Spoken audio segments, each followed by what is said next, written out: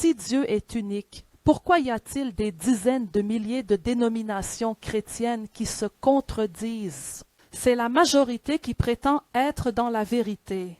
Laquelle devrais-je suivre et pourquoi?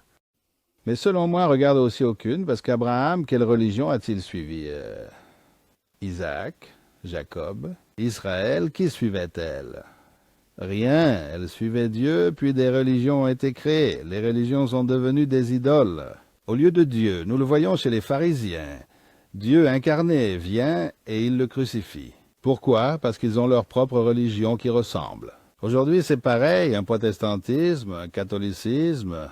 Celui qui suit l'idole chrétienne ici, celui qui suit l'idole chrétienne là. Qu'est-ce que c'est le nom?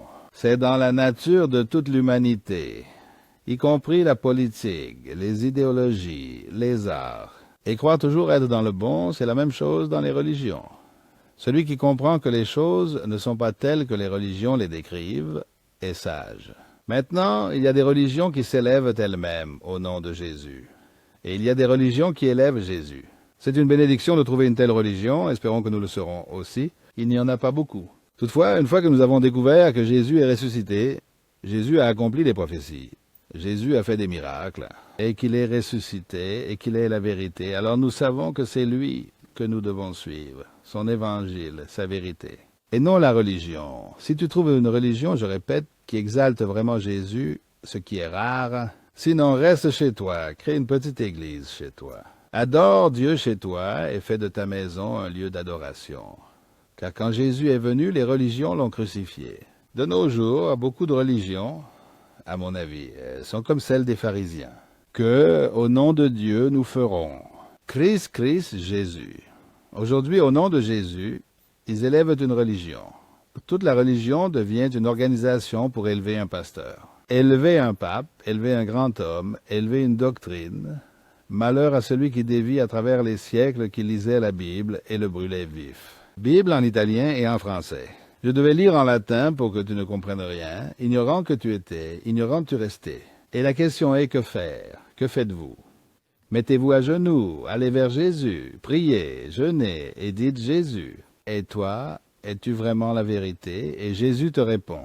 Et Jésus te change, tu deviens une nouvelle personne, selon 2 Corinthiens 5, 17, Jean 3, 3, tu renais une nouvelle créature. Et continue de prier chaque jour jusqu'à ce que Jésus te réponde. Quand tu découvres que la vérité c'est Jésus, suis-le. D'accord, donc il s'agit juste de naître de nouveau, de devenir chrétien en naissant de nouveau. Et toute la religion dont tu as besoin est toute en Jésus. Et bien sûr, vous trouverez également des frères qui pensent comme vous. Toutes ces religions ont créé une grande confusion et aujourd'hui, les gens ne savent pas ce que cela signifie. Tous sont la vérité, le Dieu sur terre, la seule religion. Les autres, tous du diable, suivent notre religion, sinon c'est l'enfer. Faites attention, c'est eux qui vont en enfer. Suivez Jésus, le Seigneur, le ressuscité, l'Évangile. Bien sûr, la Bible parle de pasteurs, de leaders, guides de l'Église, mais seulement. Et nous y croyons, nous sommes une Église. Mais nous espérons que notre Église est dirigée par Jésus. Et nous avons demandé à tous les petits frères, moi aussi, je suis le pasteur, mais je suis le pasteur frère. L'Église n'est pas là pour me soutenir, je suis ici pour soutenir l'Église. L'Église, disons, est composée de pasteurs, de guides, pas de, disons, grands cardinaux, grands leaders protestants, etc. Il y a des bergers dans la Bible, mais il y a de vrais bergers, des bergers à faire, des bergers qui s'élèvent eux-mêmes, élevant leur religion chrétienne, au lieu de ne naître que Jésus. D'accord, alors éloignons-nous de cela, mais il y a les vraies églises. Les vrais guides, les vrais pasteurs sont là pour élever le Seigneur, sa vérité, pas la leur de dénomination. Alors, faites attention à ne pas tomber dans le sectarisme. Que Dieu vous bénisse.